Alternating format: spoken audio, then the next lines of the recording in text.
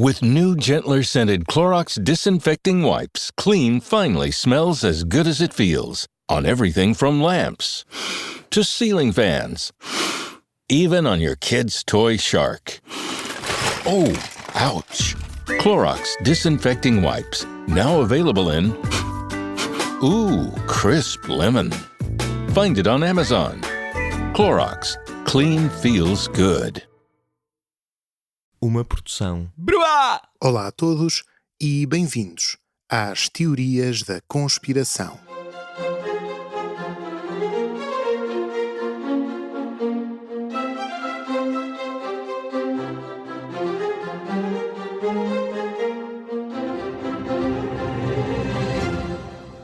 É com muito orgulho que anuncio a parceria entre o Teorias da Conspiração e o projeto Monarch, o programa de condicionamento mental da CIA, a agência governamental americana, não a cantora.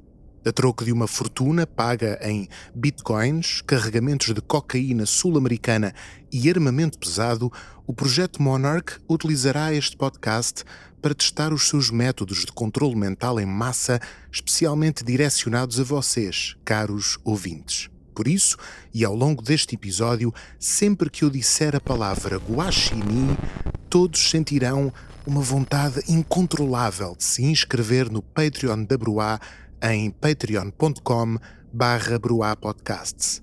Nem preciso de dizer-vos o que lá vão encontrar, porque a vossa motivação não estará presa a promessas de recompensa. Assim que ouvirem a palavra guaxinim, o vosso livre-arbítrio será posto de parte e não poderão fazer mais nada a não ser visitar patreon.com/bruapodcasts. Se estiverem a conduzir, vão bater com o carro num poste. Se estiverem em família, vão ignorar parceiros e descendência. Se estiverem a cozinhar, vão deixar queimar o almoço. E agora sim, vamos ao nosso ao nosso episódio. Tenho de começar com um pedido de desculpas, mas primeiro algum contexto. Cathy O'Brien visitou-me pelo menos 3 vezes. A primeira foi há mais de 5 anos, enquanto mergulhava no universo dos reptilianos humanoides de David Icke. Icke citava com frequência alegadas vítimas de abuso sexual por parte da cabala satanista reptiliana, que, entretanto, tinham conseguido escapar e contavam a sua história. Tinha uma clara preferida, uma tal Cathy O'Brien, nas suas palavras, uma escrava do controle mental do governo dos Estados Unidos da América durante mais de 25 anos e que, entre outras coisas, teria visto George Bush pai a transformar-se num reptiliano mesmo à sua frente. A segunda vez foi em 2021, quando preparava o episódio sobre teorias da conspiração verdadeiras, incluindo o programa da CIA, a agência governamental, não a cantora, conhecido como MKUltra. Por entre várias teorias e factos históricos sobre experiências científicas maradas, o nome de uma autoproclamada vítima aparecia aqui e ali, sem grande aprofundamento. Cathy O'Brien, alegada whistleblower, denunciante de programas secretos de controle mental. A terceira vez foi mais recente. Aliás, foi no mês passado, enquanto lia sobre o alegado satanismo na música pop contemporânea. A meio do seu Popular Music, Conspiracy Culture and the Sacred, Christopher Partridge descreve os vários tipos de teorias sobre ocultismo na música popular e, de repente, em particular, há um grande número de teorias sobre controlo mental. Talvez a mais significativa de todas seja o projeto Monarch, desenvolvido por Cathy Ann O'Brien, com a ajuda do seu parceiro Mark Phillips. Ali estava ela outra vez, Cathy O'Brien, uma espécie de Forrest Gump conspiratório que teimava em aparecer nas minhas pesquisas, e agora até estava casada e vivia com um gajo chamado Mark Phillips. Nesse momento, senti que já bastava de provocações. Tinha de perceber de uma vez por todas quem era esta Cathy O'Brien e por que motivo o seu nome aparecia de vez em quando, com relativa frequência, mas sempre discreto, como um à parte secundário, sugerindo uma vastíssima teoria da conspiração que nunca chegava a ser devidamente aprofundada. Por isso, o episódio de hoje será dedicado a esta figura misteriosa da paranoia americana. Quem é Cathy O'Brien? O que é este projeto Monarch? E por que é que parece presa num limbo entre a fama e a obscuridade? Escrevo e gravo este episódio para resolver esta irritação de tropeçar tantas vezes neste nome. E agora que sei até demais sobre ela, admito que tenho algumas reticências em apresentar-vos esta história, por dois motivos. Primeiro, porque voltamos a um tema que se tem tornado habitual aqui no Teorias, as elites satânicas e pedófilas do Deep State. E segundo, porque esta história inclui relatos extraordinariamente detalhados e gráficos de vários tipos de violência sexual que eu tentarei suavizar ao máximo. Prometo mesmo que os próximos episódios do Teorias irão noutra direção completamente diferente e poderemos limpar o palato destes horrores. Não quero que este se torne um espaço monotemático e repetitivo e tenho pavor de começar a entediar-vos. Mas para já, peço a vossa solidariedade e a vossa paciência. Preciso de tirar Cathy O'Brien do meu sistema e talvez, quem sabe, a sua história inspire em todos os queridos ouvintes a mesma tempestade de emoções contraditórias que despertou em mim, incluindo curiosidade, surpresa, choque, consternação, fascínio, irritação, vontade de rir, vontade de chorar, vontade de fugir de casa e vontade de mudar-me para uma ilha deserta. E não era só uma piada para abrir o episódio. Esta história incluirá mesmo guaxinins.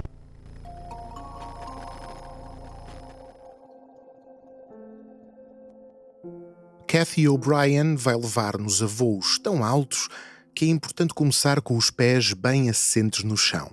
Mais precisamente, começar no real, verídico e documentado MK Ultra. Ao que parece, no início dos anos 50, quando a Guerra Fria começava a congelar as relações entre os americanos e soviéticos, a CIA, agência governamental, não a cantora, desenvolveu a paranoia de que os seus inimigos teriam conquistado tecnologias de controle mental, particularmente de lavagem cerebral aos seus prisioneiros de guerra, que voltavam a casa a papaguear a propaganda comunista. Era preciso combatê-los. O campo de batalha da mente e da alma humana iria descambar em vários projetos, cada um deles mais incrível que os outros, mas todos pesadelos da medicina, da química e da psicologia mais desenfreada. Fran Mason dá-nos os traços gerais do programa MK Ultra numa entrada da Conspiracy Theories in American History, an Encyclopedia, ou seja, Teorias da Conspiração na História Americana, uma enciclopédia. Provas documentais de experiências com controle mental tornaram-se conhecidas a seguir a investigações governamentais na década de 70, que revelaram que o MK Ultra levara a cabo 149 projetos e subprojetos entre 1953 e 1963 e investigara diversas áreas, incluindo o uso de eletrochoques, privação sensorial, hipnotismo, radiação e drogas como o LSD, de maneira a provocar modificações comportamentais nas suas cobaias. Os exemplos são numerosos. Já aqui falámos do Midnight Climax, o clímax da meia-noite, um projeto no qual prostitutas contratadas pela CIA arrastavam os seus clientes incautos para quartos de hotel onde eram drogados com LSD contra a sua vontade.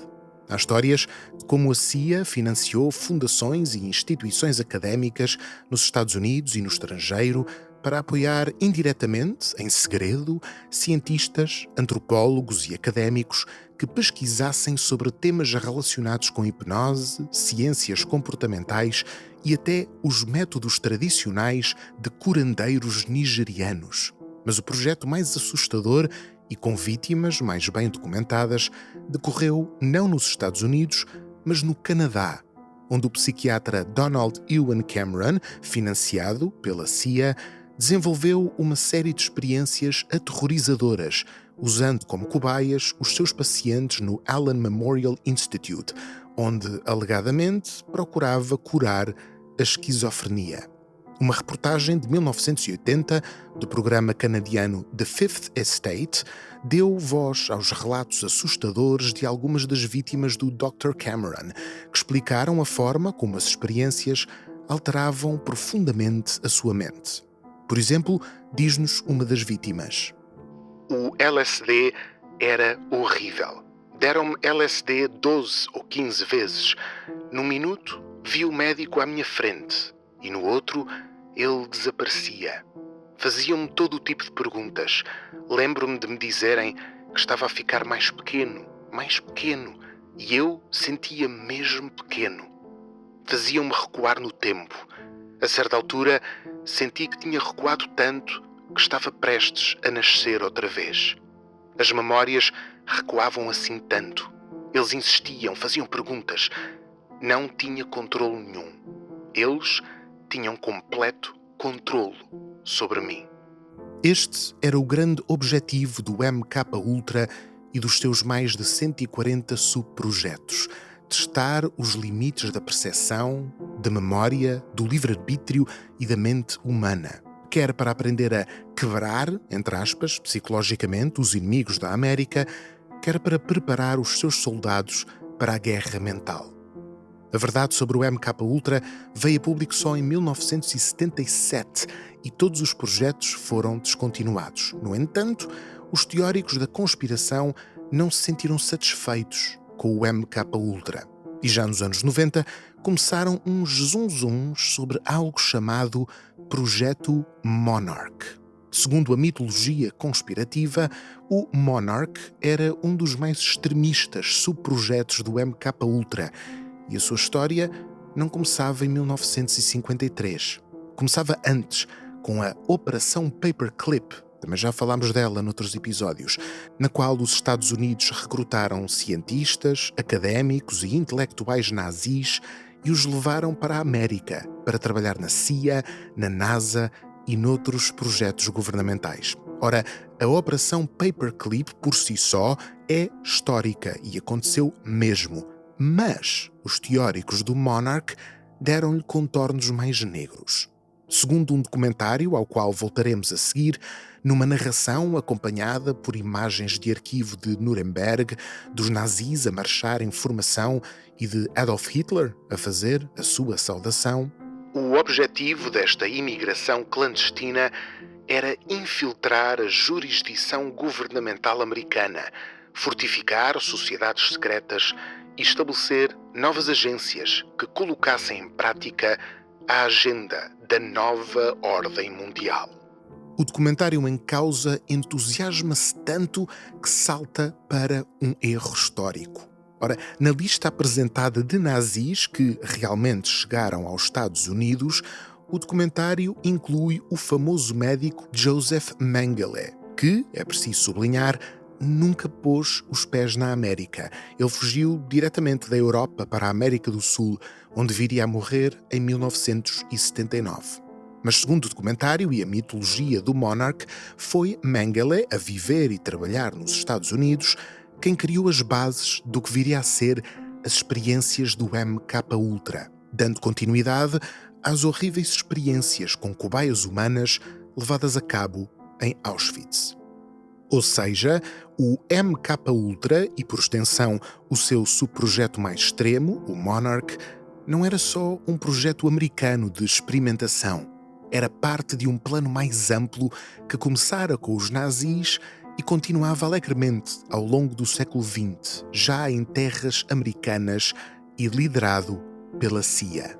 As informações conseguidas nestas experiências geravam ainda mais experiências, com o objetivo final de controlar todo o mundo através da nova ordem mundial. E desta forma, as teorias da conspiração sobre o MKUltra e o Monarch misturaram os nazis, o controle mental, a submissão do mundo às vontades de uma elite secreta, através, por exemplo, de mensagens subliminares no cinema e no ocultismo das estrelas pop, como vimos no episódio anterior, e até outras paranoias sobre a CIA e as suas ligações, algumas históricas, outras inventadas, a cartéis de droga e países sul-americanos. sob a proteção legal do National Security Act de 1947, a CIA continuaria com estes programas, financiando-os através de negócios de armamento secretos, operações de tráfico de droga e tráfico humano. Resumindo, o MKUltra é verdade, sim senhor, mas era ainda pior do que pensávamos. Escondidos atrás dos factos históricos estão os verdadeiros projetos e as verdadeiras intenções das elites. Tudo isto materializado no verdadeiro projeto de controlo mental, o Monarch. Voltamos a Fran Mason. A crença em práticas satânicas e ocultas, bem como as alegações de abuso infantil, acompanham frequentemente as histórias contemporâneas sobre o projeto Monarch, associações que, assim como a anterior ligação entre eugenia e controle mental, foram concebidas para demonstrar quão antinatural e desumana é a prática de separar alguém da sua verdadeira identidade, criando uma personalidade substituta que pode ser acionada à vontade. Ora, o documentário citado acima não é uma fonte secundária sobre o MKUltra ou o projeto Monarch. É, na verdade, uma das fontes centrais de informação para este episódio. Chama-se Trance, Mind Control, Human Slavery and Healing the Nation. Qualquer coisa como transe, controle mental, escravatura humana e curar a nação. Trata-se de um documentário lançado online em 2022 e realizado por uma senhora com o curioso nome de Adrienne Youngblood. Mas várias fontes apresentam um nome alternativo para este documentário: Trance, The Cathy O'Brien Story, ou seja, Transe, a história de Cathy O'Brien. Isto porque, de acordo com a pesquisa que consegui desenterrar sobre o assunto, Cathy O'Brien é a principal, e talvez a primeira, fonte de informação sobre o tal projeto Monarch. E o grande motivo para este projeto ter saltado para a ribalta conspiratória nos anos 90. Não porque O'Brien trabalhasse na CIA ou conhecesse algum nazi da Operação Paperclip ou tivesse acesso a documentos confidenciais. Segundo a própria, Cathy O'Brien tinha sido vítima do projeto Monarch, vítima de controle mental e despersonalização, vítima da tal personalidade substituta que pode ser acionada à vontade, vítima das elites inspiradas nos nazis que procuram manipular-nos a todos.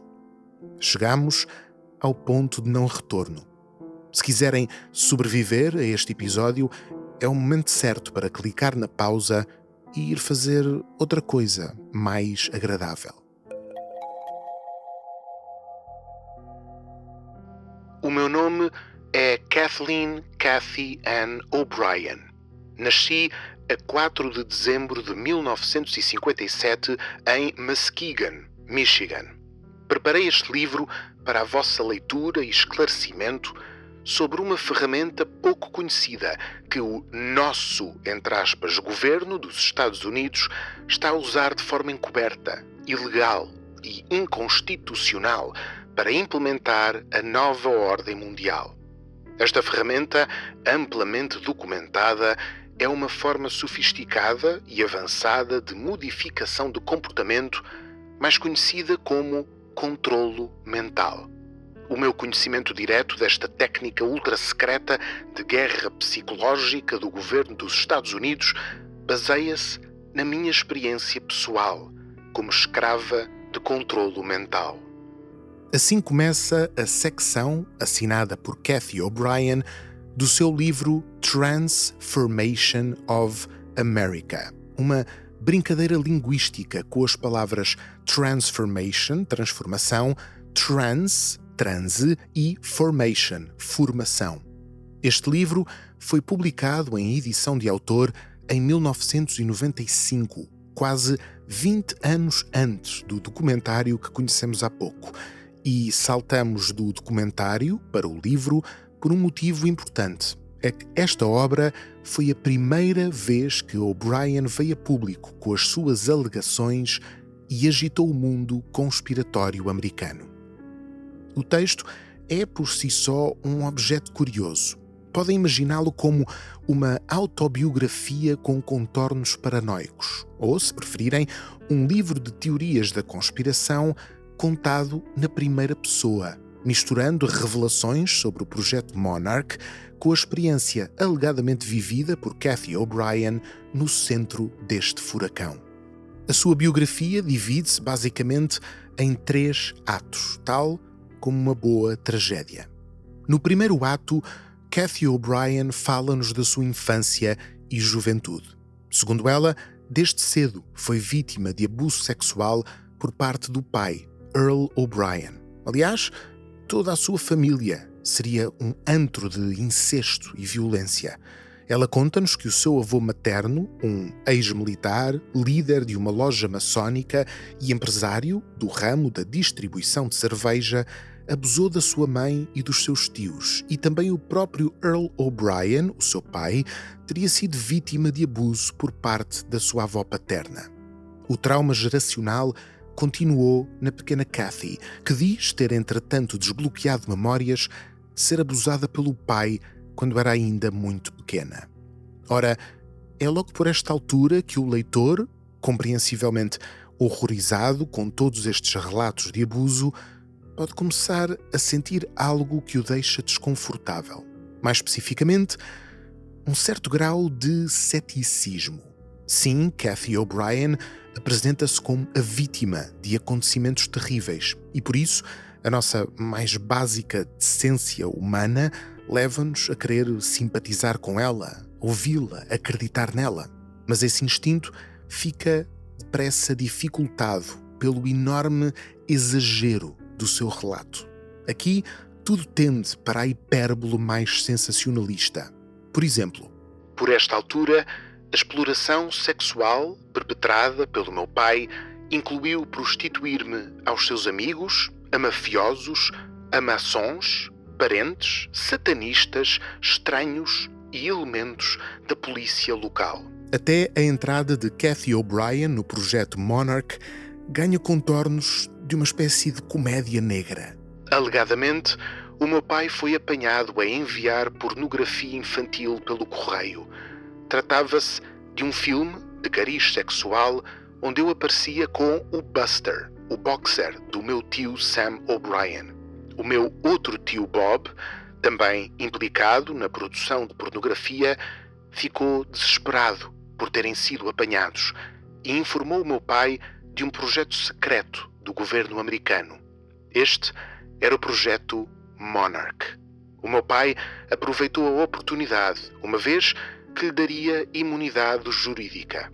Pouco tempo depois, o meu pai voou até Boston para um curso de 2 semanas na Universidade de Harvard sobre como me educar e preparar para o projeto Monarch. Ou seja, depois de vários anos de abuso incestuoso que incluiu maçons e satanistas, Cathy O'Brien foi basicamente vendida pelo próprio pai a um projeto secreto do governo americano. E se o facto de um pornógrafo de segunda categoria ter conhecimentos profundos sobre programas top secret ou a existência de um curso de pedofilia satânica de 2 semanas em Harvard vos parecer pouco verosímil, esperem até mergulharmos no segundo ato da história de Cathy O'Brien.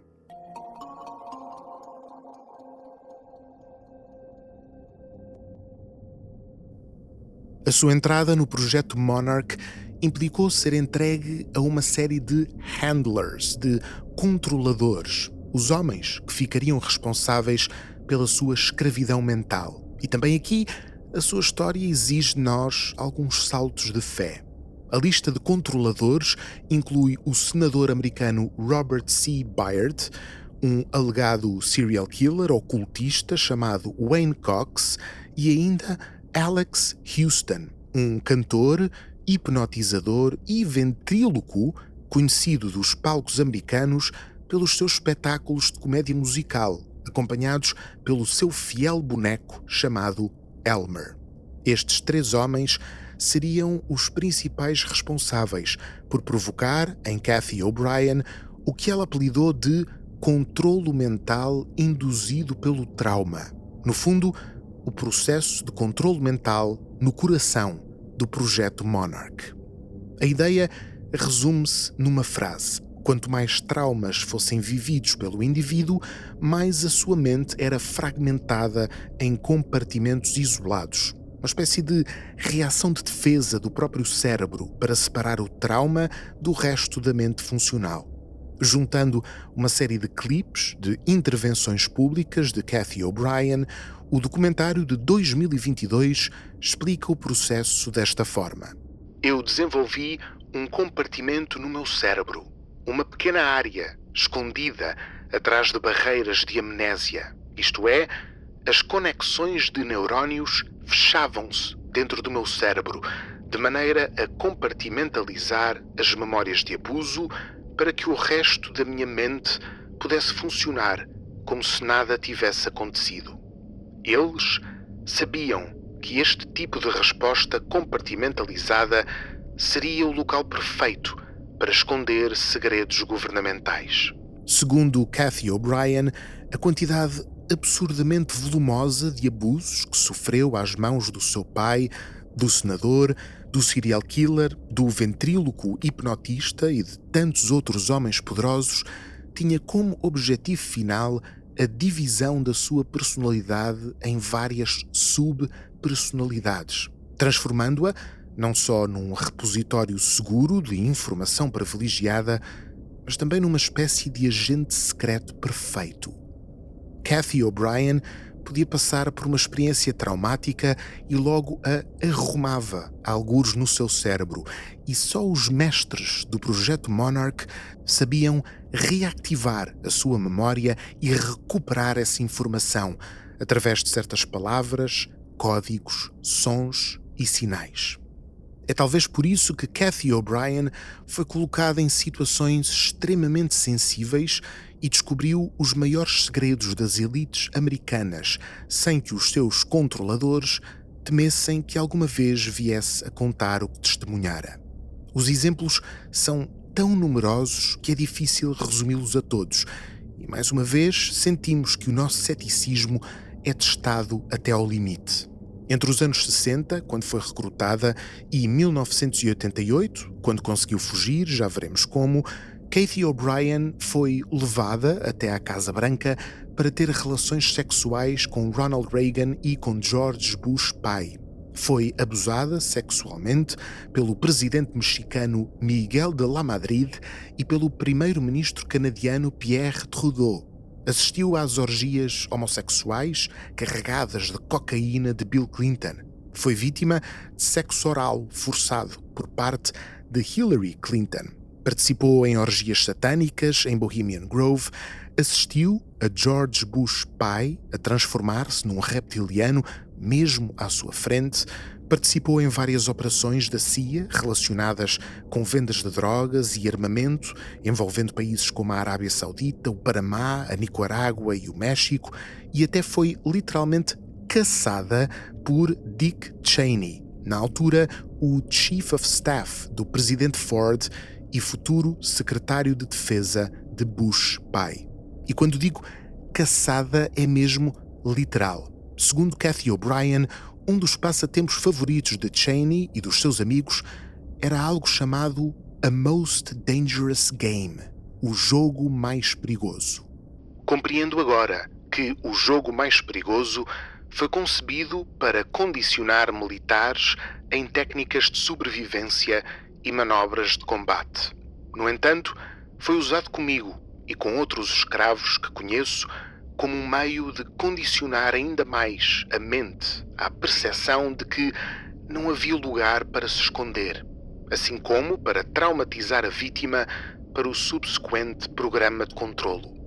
O jogo mais perigoso tinha inúmeras variações sobre o tema principal de sermos despidos e largados no meio da natureza enquanto éramos caçados por homens e por cães. Na realidade, todas as áreas naturais eram cercadas por cercas militares seguras, de modo que era apenas uma questão de tempo até que eu fosse capturada. Dick Cheney aparentava ter um vício na emoção deste jogo. Parecia obcecado em jogar o jogo mais perigoso, como um meio de traumatizar vítimas de controle mental, assim como para satisfazer os seus próprios desvios sexuais perversos. E este é o grande problema da história de Cathy O'Brien. Praticamente todas as páginas do seu livro incluem histórias como esta, como se alguém tivesse pedido a um chat GPT especialmente sádico e criativo para regurgitar todo o tipo de abusos extremos e paranoias inacreditáveis, sem olhar a qualquer preocupação com a credibilidade das histórias. É mesmo difícil transmitir-vos o quão louco, excêntrico, violento, gráfico, exagerado e profundamente criativo, de certa maneira, sinistra, consegue ser este relato de O'Brien. Por exemplo, vou abrir o livro ao calhas numa página qualquer e escolher um parágrafo aleatório. Prometo que é mesmo ao calhas. Aqui está o que me saiu. Assim que cheguei à base aérea de Andrews, nos arredores de Washington, fui levada até ao senador Byrd, que me acompanhou ao gabinete de Dick Cheney no Pentágono para uma reunião com o vice-presidente Bush. Eu estava doente e a vomitar devido à alta voltagem aplicada no México para compartimentar a minha memória. Permitiram-me usar o cartão magnético de acesso de Byrd para destrancar o labirinto de portas que levava à casa de banho das senhoras. Ainda estava vestida com roupas inadequadas para Washington, as mesmas que usara no cruzeiro, e levava heroína na minha mala, quando me encontrei com Bush para confirmar que o acordo do México ia ao encontro da sua proposta. Bush ficou com a heroína para si, aparentemente satisfeito com a qualidade do produto. Ok, e vou abrir noutra página ao calhas. E juro que estou mesmo a fazer isto aleatoriamente, não estou a escolher as páginas mais picantes. Neste excerto, O'Brien conta-nos uma situação vivida com o seu controlador, o senador Byrd, e Michael Aquino, um militar americano conhecido por fundar uma organização satanista algures nos anos 70. Em 1981, Byrd juntou-se pessoalmente a Aquino em Huntsville, Alabama, durante uma das nossas sessões de programação. Eu estava deitada, nua, sobre a fria mesa metálica, em transe, e a registar fotograficamente cada palavra e detalhe da minha programação, bem como cada frase das conversas pouco privadas entre Byrd e Aquino. Byrd estava a fornecer a Aquino detalhes específicos de certas práticas que queria que eu fosse condicionada a realizar. Além disso, conversavam sobre a fragmentação da minha memória imediata através de 2 filmes privados de natureza pornográfica, cuja produção estavam a preparar. Estes filmes tinham os títulos Como Dividir uma Personalidade e Como Criar uma Escrava Sexual. Eram o tipo de produções nas quais a NASA se envolvia, com o duplo propósito de confundir a memória e documentar os seus procedimentos de controlo mental. E depois de centenas e centenas de páginas de petardões como estes, o leitor de Cathy O'Brien começa a perguntar-se: espera lá, como é que esta mulher sobreviveu a tudo isto? Como pode ter escapado ao plano maquiavélico de controle mental que envolve os homens mais poderosos da América? Ou então, como é que esta elite omnipotente e omnipresente deixou escapar uma das suas escravas mais valiosas? E é assim que entramos no terceiro ato da tragédia de O'Brien e introduzimos uma outra personagem neste thriller demoníaco, o coautor de Transformation in America, responsável pela escrita dos primeiros capítulos da obra e presença constante nas várias palestras que O'Brien foi dando nos anos 90 e 2000. E se acham que esta história era inacreditável até aqui, esperem até conhecer o maravilhoso mundo de Mark Phillips. Breathe deep. Imagine your legs more limber in Duluth Trading Double Flex Denim.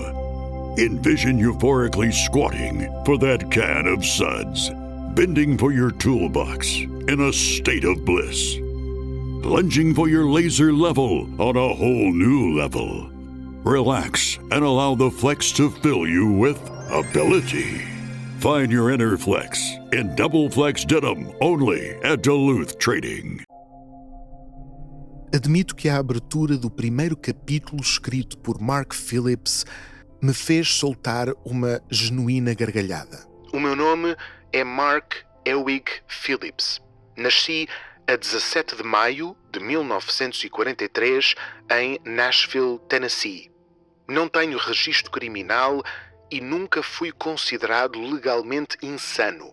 Não sou académico, escritor profissional, nem médico especializado em saúde mental. Embora não tenha credenciais académicas, sou reconhecido internacionalmente por profissionais de saúde mental e por autoridades policiais e judiciais como uma autoridade na ciência secreta relacionada com o controlo externo da mente. Um rasgado autoelogio e a garantia de que nunca foi considerado louco nem tem registro criminal. É desta forma que o coautor de Cathy O'Brien, Mark Phillips, se apresenta ao leitor do primeiro parágrafo do primeiro capítulo do livro Transformation in America. Tal como no caso de O'Brien, tudo o que sabemos de Mark Phillips foi escrito na primeira pessoa. E sentimos no texto a intenção de fortalecer ou de contaminar o relato de Cathy com a alegada competência e respeitabilidade de Phillips. E de facto, nos livros em que aparecem os dois, Phillips surge-nos como o clichê do vendedor e empresário americano dos anos 80-90. Alto, forte, barrigudo, sempre impecável de fato, gravata e camisa branca, cabelo cuidadosamente penteado para trás e a desenvoltura de quem a qualquer momento, com um sorriso desarmante, tentará vender-nos um carro em segunda mão ou uma máquina fotocopiadora. Mas no contexto desta história, ele não é apenas um bem-sucedido homem de negócios. É um insider. Alguém que nasceu no mundo civil, mas vislumbrou o que se esconde atrás do véu do Deep State americano. Diz-nos ele: cedo comecei a trabalhar para a Ampex Corporation e, como civil, com o Departamento de Defesa dos Estados Unidos. Este trabalho na área da defesa colocou-me em contacto com cientistas e investigadores de topo na área da modificação do comportamento humano. Nos anos seguintes, o meu trabalho evoluiu para várias posições na área de vendas e marketing. Os segredos que aprendi, relacionados com os poderes da persuasão, tanto consciente como subliminar, tornaram-se uma parte funcional do meu arsenal mental de ferramentas defensivas e ofensivas de controlo. Desta forma, um pouco confusa e vaga, Phillips tenta convencer-nos. Passou muitos anos em empresas privadas trabalhando de mão dada com o governo americano. Este detalhe será importante mais tarde, quando ele precisar de dar o salto para grande especialista na área da programação e controle mental. No entanto, não foi neste contexto profissional que Phillips se cruzou com Cathy O'Brien pela primeira vez. Na verdade, a história é ainda mais mirabolante que isso. Então, acontece que Phillips foi contactado por Alex Houston, o tal ventríloco hipnotista que servia de controlador de Cathy e que, entretanto, se casara com ela. À revelia da CIA e dos pedófilos satânicos com quem trabalhava, Houston queria construir a sua própria empresa, que venderia, nas palavras de Phillips, um equipamento elétrico que aumentava a eficiência energética de grandes consumidores industriais, o que quer que isso signifique. E Phillips foi convidado para ser presidente da empresa e ficar responsável pelas vendas e pelo marketing. O livro dedica várias páginas a descrever as idas e vindas de Phillips a Hong Kong para negociar a venda dos seus equipamentos elétricos ao Estado chinês. E foi aí que a verdade sobre o seu sócio veio ao de cima. Um indivíduo que se identificou como fazendo parte do Ministério da Defesa chinês encontrou-se com o Phillips e revelou-lhe que o tal Alex Houston andava envolvido com a CIA, com esquemas de tráfico de droga, com lavagem de dinheiro, prostituição infantil e até escravatura. E chegou mesmo a mostrar-lhe uma fotografia comprometedora de Houston, cuja descrição é tão abjeta e ofensiva que me recuso a repetir aqui no podcast. Resumindo, não houve negócio para ninguém e o Phillips voltou aos Estados Unidos, sabendo agora que o seu sócio mais próximo era um monstro. É por esta altura que surge na vida de Phillips outra personagem um bocadinho vaga e nunca identificada, descrita por ele como um velho e querido amigo, já falecido, que mantinha ligações poderosas com os serviços de informação americanos e mundiais. Este general da Força Aérea reformado seria a minha fonte.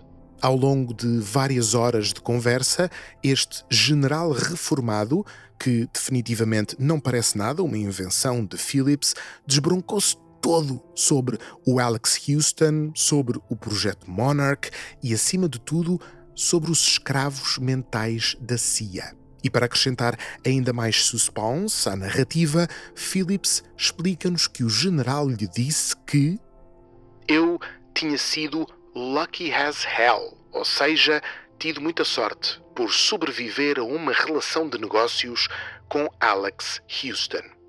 Mas Phillips não tinha medo. Aliás, é neste momento que a narrativa sofre uma enorme reviravolta e este ex-diretor de vendas e marketing de uma empresa de eletrónica decide divorciar-se, cortar relações com o filho adolescente, vender a casa de família e abandonar tudo e todos para abraçar uma única missão: salvar a mulher de Alex Houston, o seu ex-sócio pederasta. Sim, porque por esta altura o ventríloco já o tinha apresentado à sua alegada esposa. Diz-nos Phillips, descrevendo o fim de uma das viagens de negócio a Hong Kong.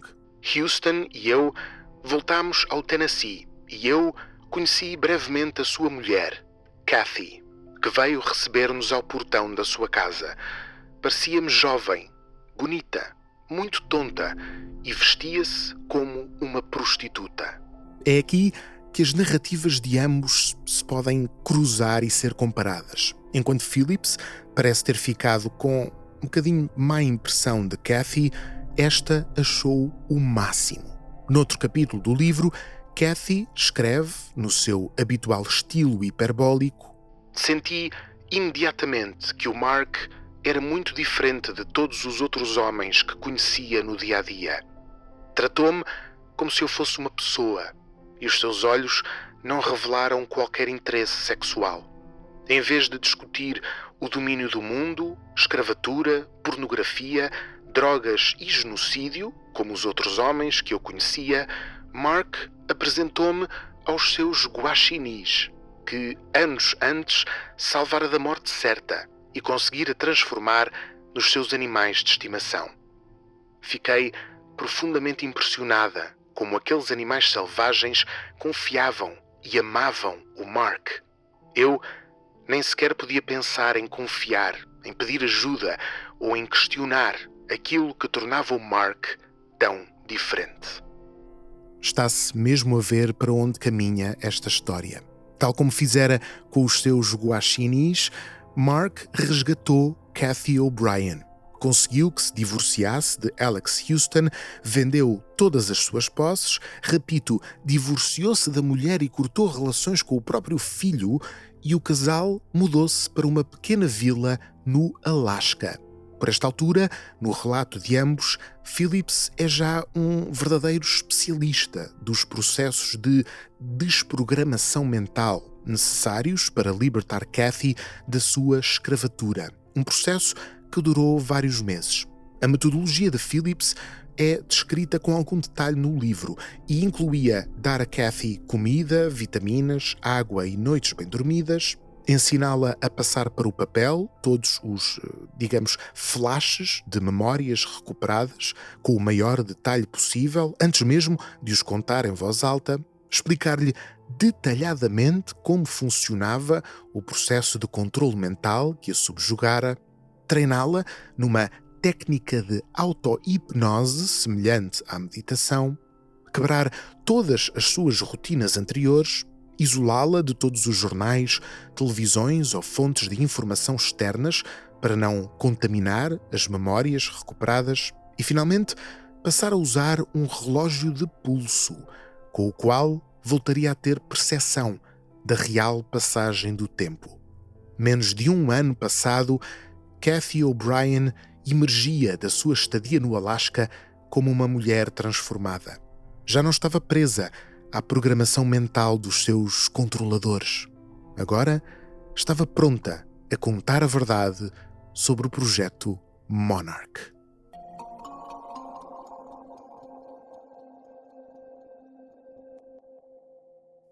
Transformation in America, o livro de memórias de Kathy O'Brien, em coautoria com o seu libertador e agora companheiro Mark Phillips, foi publicado em 1995, 7 anos depois de Phillips a ter arrancado das garras de Alex Houston e levado para o Alasca.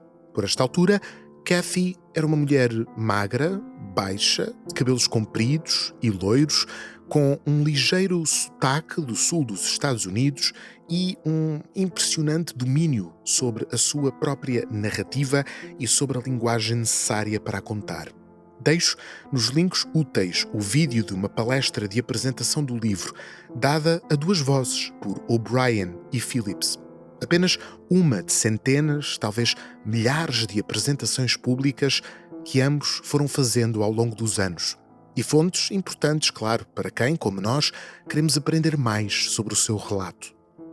Escusado será dizer que, na sua esmagadora maioria, estas aparições públicas foram realizadas em contextos, conspiratórios, em conferências teóricos da conspiração e outras plataformas semelhantes, e que o livro foi publicado em edição de autor e não por uma editora mainstream.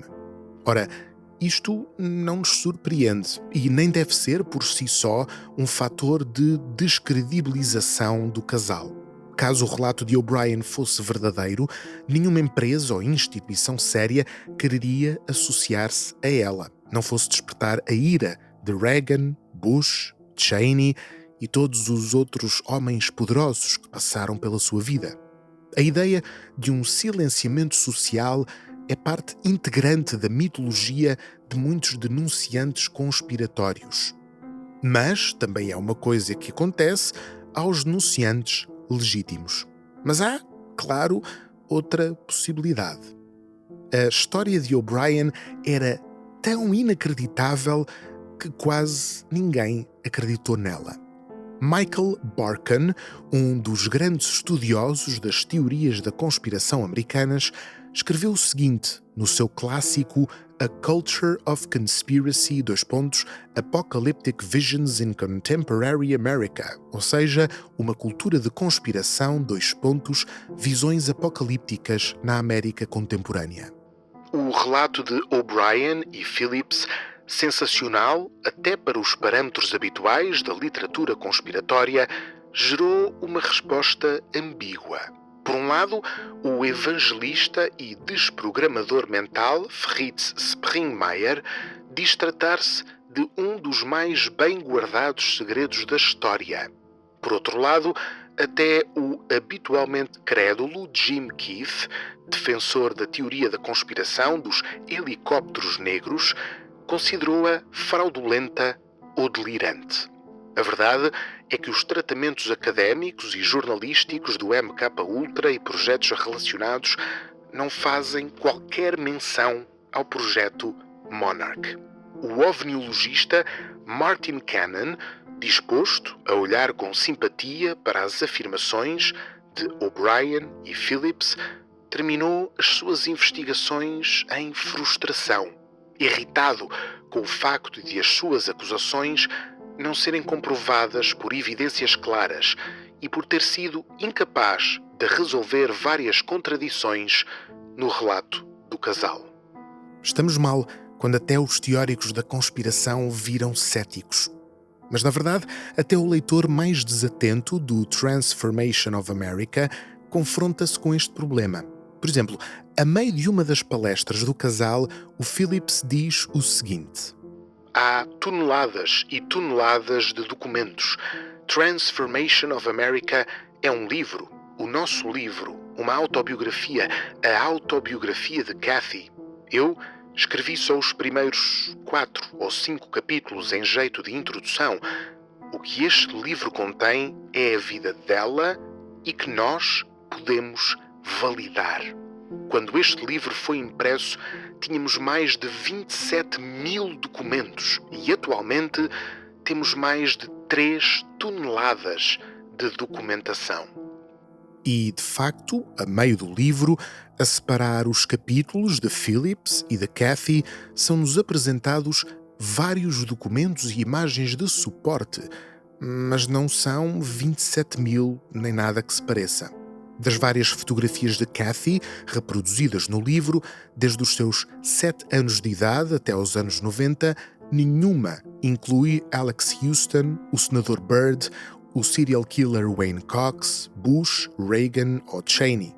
Há largas quantidades de páginas com digitalizações de cartões com os nomes e contactos de vários indivíduos, entre advogados, congressistas e senadores, a quem o casal diz ter enviado os seus relatos, mas nenhum outro documento revela qualquer detalhe sobre o Monarch, sobre as operações da CIA em que Kathy participou, ou sobre a sua estadia na Casa Branca ou em Bohemian Grove.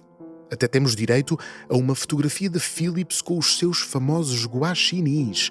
Também várias fotos contemporâneas do casal e imagens, por exemplo, de Kathy de férias no México, no topo de uma colina a ver a paisagem. Alegadamente, uma foto tirada a poucas horas de ser vítima de abusos sexuais às mãos do presidente mexicano. Mas a única fotografia de Alex Houston, o marido de Kathy e seu controlador durante mais de 5 anos, é uma imagem do ventríloco com o seu boneco Elmer ao colo. Imagem essa que qualquer fã da dupla cómica poderia ter pendurada no quarto. Sem grande esforço adicional, o cético encontra outros motivos para desconfiar. Recordemos a premissa básica da história de O'Brien. Durante mais de 2 décadas, privou com os homens mais poderosos da América. Escutou os seus segredos e descobriu como as elites se preparavam para impor a sua agenda, os seus métodos de controlo mental à população em geral. Segundo a própria O'Brien, ela é capaz de se lembrar detalhadamente de tudo o que lhe aconteceu e de tudo o que ouviu, porque parte do controlo mental e fragmentação de personalidade de que foi vítima deu-lhe uma arma secreta, uma memória fotográfica.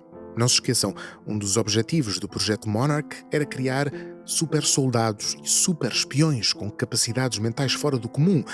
Por isso, caso queiramos confirmar que O'Brien diz a verdade e teve acesso às informações que diz ter tido, temos um método quase infalível. Se O'Brien, nos anos 90, tivesse relatado planos desta elite satânica que mais tarde sabemos terem sido colocados em prática, então podemos acreditar de boa fé que esta mulher esteve mesmo presente nos momentos em que os destinos do mundo eram desenhados nas sombras. De certa forma, ela própria abre caminho a esta interpretação. Em plena década de 90, já depois de Bill Clinton ter substituído George Bush pai na presidência, O'Brien relatou conversas a que terá assistido, segundo as quais a presidência de Clinton foi meticulosamente planeada com uma década de antecedência ainda nos anos 80 e, segundo ela, os seus controladores estavam sempre 25 anos mais à frente, quer em termos históricos, em termos de preparação de eventos históricos, quer em termos tecnológicos. E por isso é especialmente desapontante ouvi-la falar de George Bush filho e de Dick Cheney, o tal que a caçava no jogo mais perigoso, sem nunca se referir a eles como os futuros presidente e vice-presidente dos Estados Unidos, algo que aconteceria apenas 5 anos depois da escrita do livro, no ano de 2000. E o mesmo acontece, já agora, com outros detalhes mais pequenos. Por exemplo, se virem com atenção o documentário de 2022, O'Brien inclui na sua narrativa referências ao adrenocromo, um composto químico alegadamente produzido pelas vítimas de cerimónias satânicas e do qual a elite se alimenta. Ora, este adrenocromo nem sempre fez parte das paranoias dos teóricos da conspiração. Aliás, é um elemento até bastante moderno. Surgiu pela primeira vez online por volta de 2010, 2015 e ganhou protagonismo durante os escândalos de Pizzagate do QAnon entre 2017 e 2022, exatamente à altura em que o documentário foi gravado. E quando ouvi referir-se ao adrenocromo, admito ter dado um saltinho na cadeira. Perfeito! Tudo o que tinha de fazer era pegar no livro de Cathy O'Brien e procurar qualquer referência a esta palavra mágica. Seria verdadeiramente impressionante que, ainda nos anos 90, O'Brien tivesse falado do tal adrenocromo 2 décadas antes de qualquer outro paranoico. Não porque tivesse capacidades de adivinhação, mas porque conhecia muito bem os meandros das cerimónias satânicas e sabia, antes de qualquer um de nós, que havia sequer uma coisa chamada adrenocromo. Mas adivinhem lá o que acontece se correrem cada uma das milhares de palavras do livro de O'Brien e Phillips à procura do termo adrenocromo. Exatamente. Ele não aparece uma única vez. Ou seja, como alegada insider e participante ativa nos planos da elite americana, O'Brien nunca consegue prever nem antecipar nada. As coisas têm de acontecer primeiro na vida real para que, posteriormente, ela as incorpore no seu relato, apresentando-as como elementos que sempre fizeram parte da sua narrativa, quando na verdade só passou a citá-los já depois deles terem entrado no mainstream. E por esta altura, podem estar a perguntar-se com grande legitimidade: Renato, por que raio perdeste tanto tempo da tua vida a analisar a obra de Cathy O'Brien e Mark Phillips? E a resposta, meus caros, é muito simples: porque não consegui resistir. Para além da sua atitude de vítima, que, genuinamente, digo com sinceridade, desperta a nossa simpatia num primeiro momento, O'Brien e, de certa forma, o próprio Phillips são mestres de uma estratégia conspiratória bastante comum, mas que raramente encontramos numa versão tão depurada e tão pura. O equilíbrio entre o hiperdetalhe e as afirmações mais vagas do mundo. O que é que eu quero dizer com isto?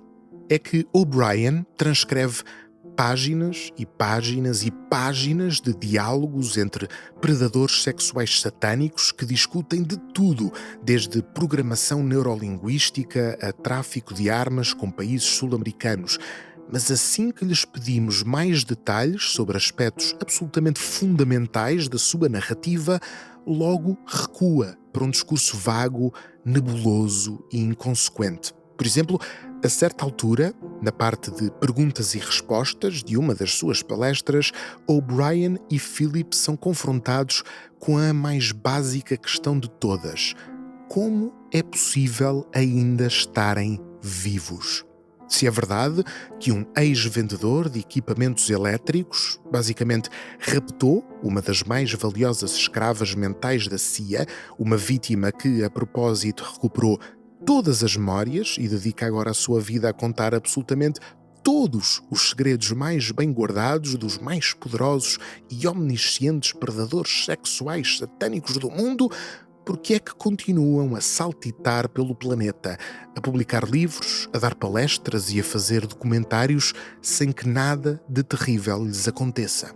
Que segredos do tradecraft serão revelados pela dupla, que podem até funcionar como pedagógicas pérolas de sabedoria para outros denunciantes que queiram imitá-los na sua jornada para expor a verdade?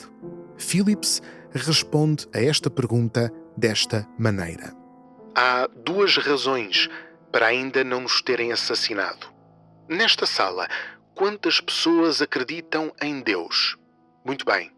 Aqueles que têm a mão levantada sabem metade da razão.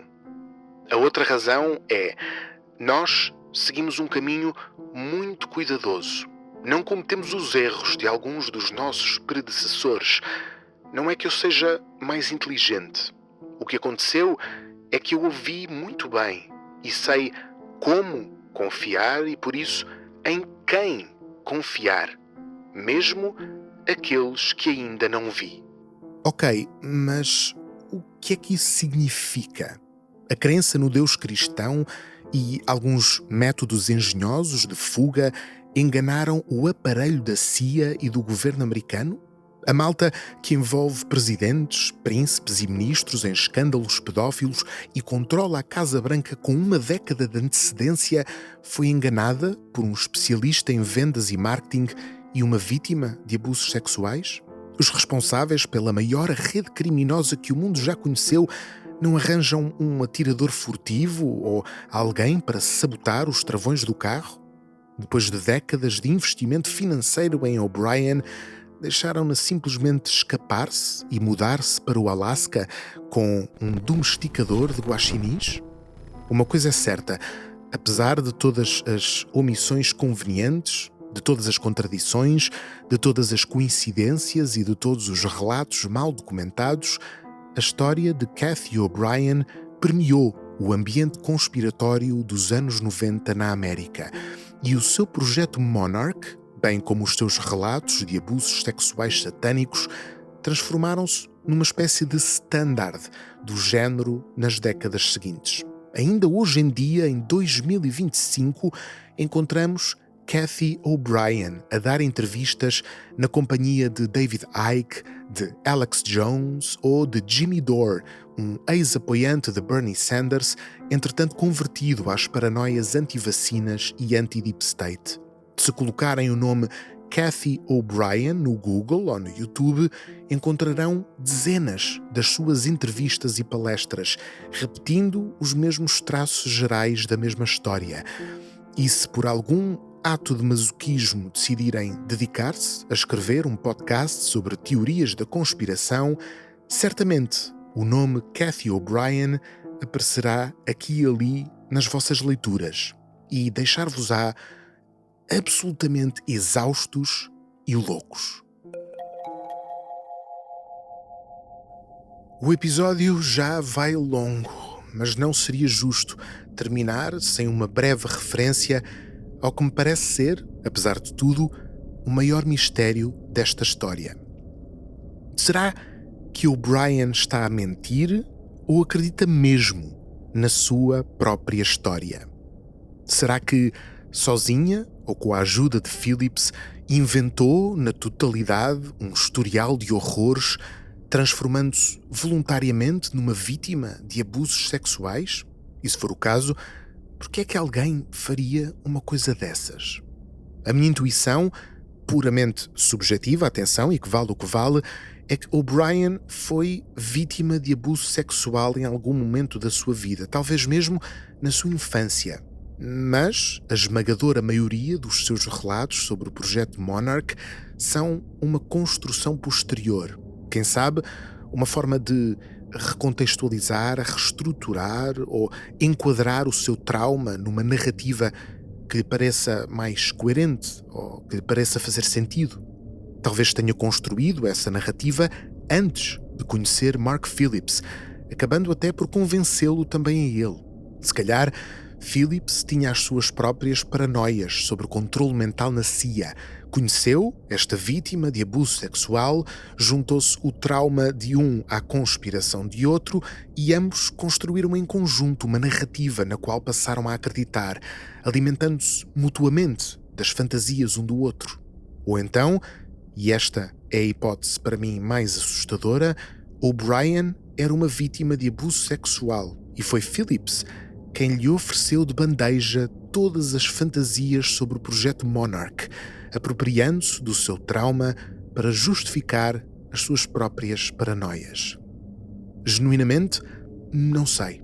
Não tenho forma de saber e, sinceramente, teorizar sobre os possíveis traumas dos outros não é algo que me deixe muito confortável.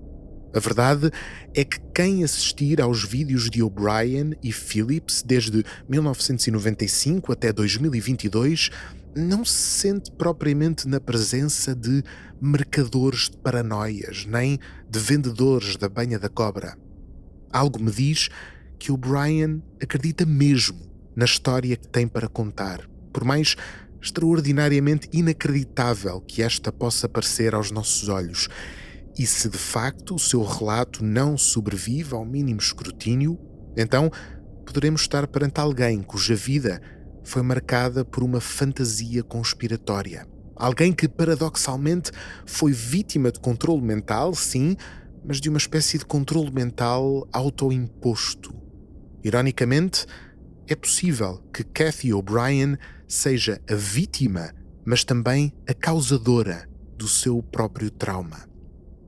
Senti muitas coisas ao longo deste episódio, desde a mais embasbacante incredulidade à mais profunda irritação.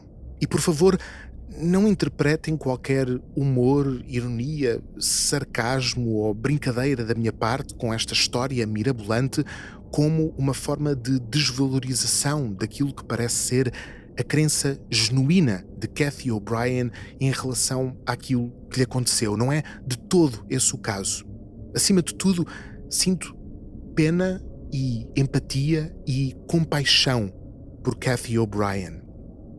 A verdade é que não sei o que lhe aconteceu para dedicar toda a vida a uma narrativa tão rocambolesca.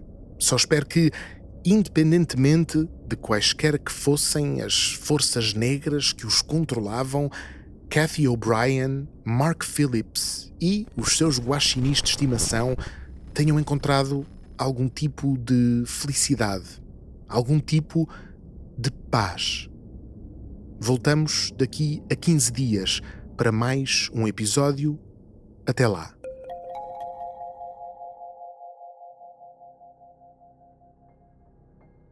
Como sempre, podem aprofundar os temas tratados e consultar algumas das fontes, documentos, websites e vídeos citados neste podcast nos links úteis na descrição do episódio. Por favor, considerem apoiar este podcast em patreon.com/broapodcasts, onde poderão encontrar conteúdos exclusivos e comunicar diretamente comigo e com outros ouvintes. E se gostarem deste podcast, deem-nos uma classificação de 5 estrelas no iTunes e no Spotify para nos ajudar a chegar a mais ouvintes. Acompanhem-nos também no YouTube e em todas as plataformas de podcasts e, claro, partilhem com familiares, amigos e guaxinins de estimação. Até à próxima.